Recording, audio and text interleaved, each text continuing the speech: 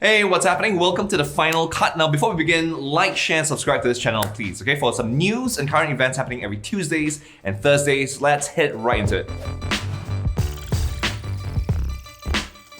Remember what I said about two certainties in life? Well, I'm not going to talk about death today, okay? I'm going to talk about taxes, particularly about the all-new departure tax. It sounds like a movie, it's not. Basically, the Malaysian government has decided that anyone flying out of Malaysia starting from September 1st of this year has to pay something called the departure tax. Now, to be clear, this is going straight to the government, okay? This isn't the same thing as this other tax called the passenger service charge that we're currently paying for, okay? It's 35 ringgit for ASEAN destinations and 70 ringgit for non-ASEAN international destinations. This charge, PSC, is collected by Malaysia Airports Holding Berhad, which is the airport operator to maintain the airports. Now, back to the departure tax from the government. It ranges from 8 to 150 ringgit, which means flying to ASEAN countries in economy class, you've got to pay 8 ringgit, and if you're in non-economy class, okay, the first class, business class, then you pay about 50 ringgit. If you're going to non-ASEAN countries with international flights,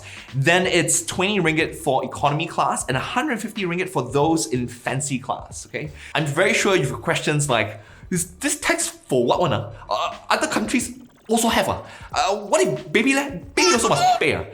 Here's the lowdown, okay, on the whole baby thing. No babies, toddlers, people in transit, the airline crew, it's all completely free for them. About other countries not having it, false.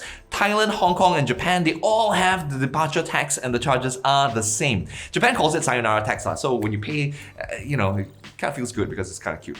On the tax being for what one? Well, Deputy Finance Minister Amiruddin Hamzah only said they'll be able to collect up to 1 billion ringgit annually and that it'll be used for the benefit of Malaysians. So nothing very specific, oddly vague. I hope that it's going to be similar to Japan, who said that they're going to use the money to improve infrastructure and tourism-related services like adding multilingual guides to cultural sites and national parks, facial recognition, gates, fancy stuff. So that's my hope, right? I think that the departure tax is a good thing, but only if they use it like the Japanese do. What do you guys think they're gonna do with the money? Hit me up on the comment section below. Pretty cool things happening. Malaysia Vegan Festival is going on on 17th and 18th of August at Publica Shopping Gallery. You head there, they're going to show you how to live the vegan lifestyle, how it's easy and accessible. It's really a rare opportunity, so don't miss out. Another pretty cool thing happening for the hip-hop music lovers out there, local music artist rapper Air Lifts is performing live at the Alley on August 16th this Friday, and it's gonna be free as well, okay? So be sure to check it out. We're gonna put both links in the description box below right after this video.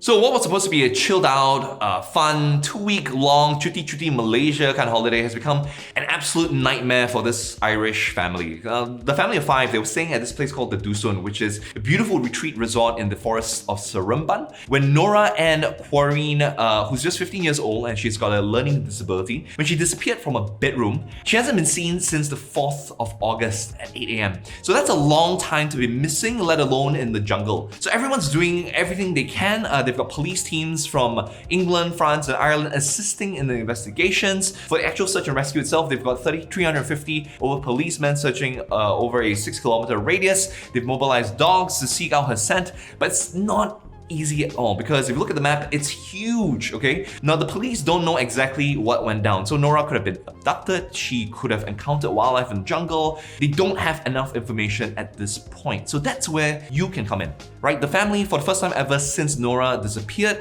had a press conference earlier this week and are offering 50,000 ringgit to anyone at all with information, okay? You can call 011-122-85058 or you can email ops@lbtrust.org or you can email findnoraq@gmail.com.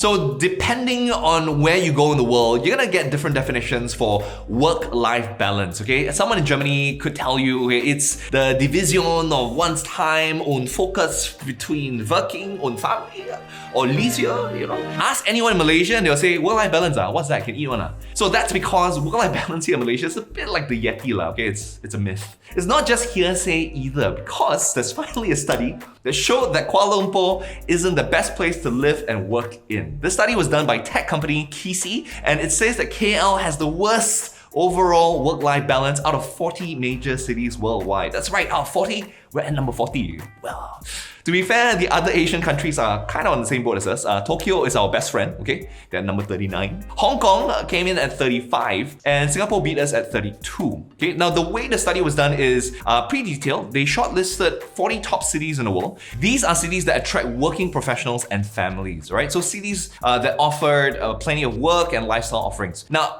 then what they do is they compare things like work intensity, institutional support, how livable is it, and then they rank the cities based on how successful these cities are in promoting work-life balance to citizens, right? So we know where's the worst places to work at, okay? Well, how about the best? Cities like Helsinki, Munich, Oslo, all came out on top as cities that promoted a holistic work-life balance. On average, people in these cities worked about 40-ish hours weekly. But alongside cities like Tokyo, Singapore, Washington, DC, and Kuala Lumpur, we work more than 42 to 43 hours a week. In fact, Kuala Lumpur has the second highest number of people working for 48 hours or more per week, which means that 22% of Malaysians are kinda overworked. They're also likely to be less productive. Okay, there was a 2004 report by the CDC's Department of Health and Human Services that says working overtime on or extended shifts is actually less productive. But why? Firstly, people who regularly work overtime are less healthy than people who don't. Okay, they're most likely to gain weight, fall ill, get injured on the job. And secondly, people are less alert and more likely to make mistakes after the 8th hour of work. So it also showed that 40 hours weekly seems to be the cozy optimal area. So guys, what are you waiting for? Go tag your bosses in the comment section down below. Alright guys, that's all the time we have here for today, alright? So please let us know if we left out anything at all, and as usual, comment down below if you want us to cover anything that interests you, okay? I'm gonna be sure to read the comments. Love, peace, and chicken grease, guys. I'll see you all next time of the final